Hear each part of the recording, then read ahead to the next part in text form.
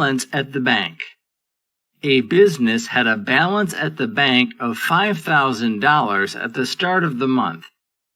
During the following month, it paid for materials invoiced at $2,000 less trade discount of 20% and cash discount of 15%.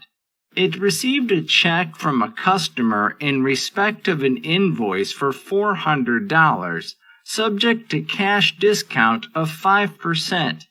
What was the balance at the bank at the end of the month? Answer: opening bank balance, $5,000. Payment, $2,000 minus $400 times 85%, minus $1,360.